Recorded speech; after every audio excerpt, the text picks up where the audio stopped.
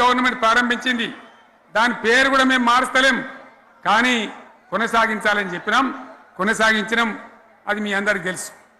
ఇలా వీళ్ళు కేసీఆర్ ఆనవాళ్ళు లేకుండా చేస్తాం, కేసీఆర్ ముచ్చట లేకుండా చేస్తారా? ఇవాళ మనం కూడా సభ పెట్టుకుంటే ఎన్ని అడ్డంకులు దానికి. ప్రైవేట్ స్కూళ్ళు బస్సులు ఇస్తే వాళ్ళకు నోటీసులు ఇవ్వడం, అడుగడుగున ఆర్టీఏ అధికారులను పెట్టి పోలీసులను పెట్టి ట్రాఫిక్లు జామ్ చేయడం. ఇప్పుడు కూడా సభకు రావాల్సిన వాళ్ళు 1,50,000 మంది బయటనే ఆగిపోయింది. ఇటు హనుమకొండ దిక్కు, అటు హుజరాబాద్ దిక్కు, ఇటు సిద్దిపేట దిక్కు 3 రోడ్ల మీద కూడా జాములున్నాయి. నేను అడిగిన నాయకులు ఏంది అంటే ఇబ్బంది అవుతుంది సార్, రానిత్తలేరు, మధ్యలో ఇబ్బందులు కలిగిస్తున్నారు, కొన్ని లారీలు తెచ్చి అడ్డం పెట్టాను పనికిమాలని అని చెప్పి జామ్ అయిపోయి అక్కడనే ఆగిపోయింది. నేను అన్న ఇంకో అర్ధగంట ఆగి మాట్లాడదామంటే మా వాళ్ళంతా ఉండి లేదు మనోళ్ళు దూరం పోవాలి, ఇక రానోళ్ళు ఎట్లా అందరూ మనం మాట్లాడి సభ ముగించాలని చెప్తే నేను వేదిక మీదకి వచ్చిన. ఇన్ని అడ్డంకులు ఇంత కడుపు ఆపుతారా? బీఆర్ఎస్ సభలను ఆపుతారా? ఈ ప్రపంచనాన్ని ఎవడాపుతాడు? ఆగబడితే ఆగుతుందా?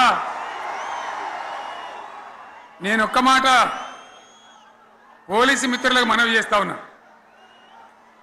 ప్రజాస్వామ్యంలో ప్రజలకు అడిగే హక్కు ఉంటుంది, తప్పకుండా అడుగుతారు ప్రజలు. ఈ అడిగే హక్కును సోషల్ మీడియాలో బీఆర్ఎస్కు సోషల్ మీడియా వారియర్స్ ఉన్నారు, వాళ్ళు బ్రహ్మాండంగా పనిచేస్తున్నారు, ఖచ్చితంగా అడుగుతున్నారు ప్రజల తరఫున. ఇంత అన్యాయం జరుగుతుంటే చూడలేక సోషల్ మీడియాలో పనిచేసే తెలంగాణ బిడ్డలు ఇది ఏమన్యాయమే ఎట్లా అని చెప్పి ప్రభుత్వాన్ని ప్రశ్నిస్తూ ఉన్నారు, ప్రజలకు మద్దతుగా నిలబడతా ఉన్నారు. వాళ్ళ మీద కేసులు, వాళ్ళని పట్టుకపోవడు. పోలీస్ సోదరులను నేను అడుగుతా ఉన్నా, మీరెందుకు దునుకులాడుతుండే? మీకేమక్కడ వచ్చింది? మీకు ఒక్కటి చెప్తున్నా నేను,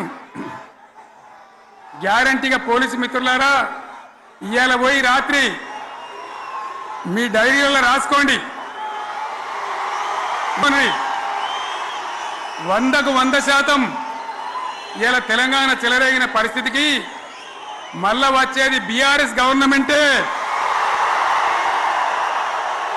కేసుల్లో ఇరికించి జైల్లో పాలు చేసే కార్యక్రమము, చంపించే కార్యక్రమాలు దగ్గర నుండి చంద్రబాబు నాయుడు గారు చేస్తూ ఉన్నారు. మొన్ననే పోసాని కృష్ణమురళిని చూశాం. పోసాని కృష్ణమురళి అనే వ్యక్తి సినిమాలో దర్శకుడు. ఆ మనిషి చేసిన తప్పల్లా ఏమిటంటే నంది అవార్డు తనకు ఇస్తే నంది అవార్డును తాను తీసుకోలేదు. తీసుకోకుండా కుల వివక్ష పాటిస్తున్నారు అని చెప్పి ఒక స్టేట్మెంట్ ఇవ్వడం ఆయన చేసిన తప్పు. 2017లో ఆయన చేసిన ఈ తప్పుకు ఈరోజు ఇన్ని సంవత్సరాల తర్వాత ఆయన మీద 18 కేసులు పెట్టి ఆయన జైళ్ళ చుట్టూ తిప్పి ఏకంగా 1 రోజుల పైన ఆయన జైల్లో పెట్టించే కార్యక్రమాలు చేశారు. దళిత మాదిగ సామాజిక వర్గానికి సంబంధించిన మా లోక్సభ సభ్యుడు, మాజీ లోక్సభ సభ్యుడు నందిగాం సురేష్ పై తప్పుడు కేసులు పెట్టి ఏకంగా 145 రోజులు అతన్ని జైల్లో పెట్టడం కూడా చేశారు. మాజీ ఎమ్మెల్యే పిల్లని రామకృష్ణారెడ్డి, ఇతని మీద కూడా కుట్రపూరితంగా తప్పుడు కేసులు పెట్టి 55 రోజుల పాటు ఇతన్ని కూడా జైల్లో పెట్టించే కార్యక్రమాలు చేశారు. దాడులు చేసేది టీడీపీ వాళ్ళైతే జైల్లో పెట్టింది మా వాళ్ళను, వైఎస్ఆర్సీపీకి సంబంధించిన వాళ్ళను జైల్లో పెడతా ఉన్నారు. పోలీసులు క్రియాశీలక పాత్ర పోషిస్తూ ఉన్నారు. వల్లభనేని వంశీ తాను ఘటనా స్థలంలో లేడు అని చెప్పి ఏకంగా తెలుగుదేశం పార్టీ ఆఫీసు దాడి జరిగిన ఘటనలో తాను లేడు అని చెప్పి ఏకంగా కోర్టులోకి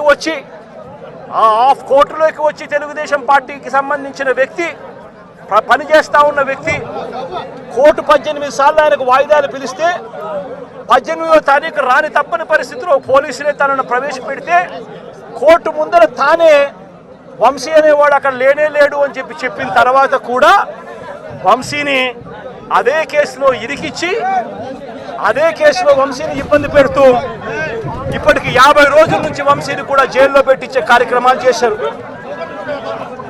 ఇలా రాష్ట్రం మొత్తం మీద రెడ్ బుక్ పరిపాలన సాగిస్తూ ఉన్నారు. ఇదే చంద్రబాబు నాయుడు గారిని అడుగుతానా, అయ్యా చంద్రబాబు, ప్రజల్లో ఏదైనా కూడా మంచి పేరు తెచ్చుకొని రాజకీయాలు చేయడం నేర్చుకోండి. మీరు సూపర్ 6 ఎందుకు అమలు చేయడం లేదు అని చెప్పి ఈరోజు ప్రజలు గట్టిగా నిలదీస్తూ ఉన్నారు. సూపర్ 7 హామీలను ఎందుకు అమలు చేయడం లేదు అని ప్రజలు మిమ్మల్ని గట్టిగా ప్రశ్నిస్తూ ఉన్నారు. ఇలాంటి ప్రశ్నించే సమయంలో ప్రజల గొంతు వినపడకూడదు అని చెప్పి రాష్ట్ర వ్యాప్తంగా రెడ్ బుక్ పాలన మీరు సాగిస్తూ వైఎస్ఆర్సీపీకి సంబంధించిన వాళ్ళు లేదా మీ సూపర్ 6ను మీ సూపర్ 7ను ఎందుకు అమలు చేయడం లేదు అని చెప్పి అడుగుతా ఉన్న ప్రజలను మీరు దయా దాక్షిణ్యం లేకుండా ఈ రకంగా ప్రతి చోట కూడా పోలీసులను ఉపయోగించుకుంటూ ఎమ్మెల్యేలందరినీ కూడా హింసను ప్రోత్సహించండి అని చెప్పి వాళ్ళందరినీ కూడా ఉసగొలుపుతూ రాష్ట్ర వ్యాప్తంగా కూడా మీరు చేస్తూ ఉన్న ఈ దౌర్జన్య కాండ త్వరలోనే ప్రజలు చూస్తూ ఉన్నారు, దేవుడు చూస్తూ ఉన్నాడు. ఖచ్చితంగా మీకు బుద్ధి చెప్పే పరిస్థితి త్వరలోనే వస్తుందని చెప్పి ఈ సందర్భంగా చంద్రబాబు నాయుడు గారికి గట్టిగా మందలిస్తూ చెప్తా ఉన్నా. అదే మాదిరిగా ఇంకొక విషయం కూడా చెప్తా ఉన్నా.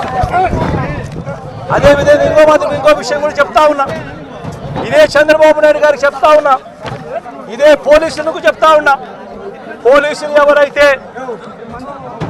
ఎవరైతే చంద్రబాబు నాయుడు గారిని మెప్పు కోసం ఎవరైతే పోలీసులు చంద్రబాబు నాయుడు గారి మెప్పు కోసం ఎవరైతే వాళ్ళ టోపీ మీద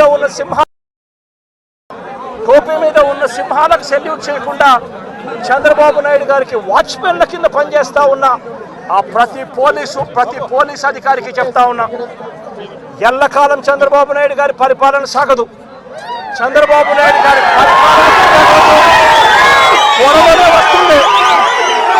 ప్రతి పోలీస్ అధికారికి కూడా చెప్తా ఉన్నా, మీ బట్టలు తీస్తామని చెప్పి ప్రతి పోలీస్ అధికారికి యూనిఫామ్ తీస్తాం, చట్టం మిమ్మల్ని నిలబెడతాం, దోషులుగా మిమ్మల్ని నిలబెట్టి మీ యూనిఫామ్ తీయించి మీకు ఉద్యోగాలు లేకుండా చేస్తామని కూడా ఈ సందర్భంగా ఇప్పటికైనా చెప్తా ఉన్నా. ప్రతి పోలీస్ అధికారిలో కూడా మార్పు తెచ్చుకోండి. ఎల్లకాలం ఇదే పరిపాలన సాగదు. మీరు చేసిన ప్రతి పనికి కూడా వడ్డీతో సహా లెక్కేసి మిమ్మల్ని దోషులుగా నిలబెట్టి మీతో కక్కిచ్చే కార్యక్రమం ఖచ్చితంగా చేస్తామని చెప్పి కూడా ఈ సందర్భంగా ప్రతి పోలీస్ అధికారికి కూడా చెప్తా ఉన్నాం.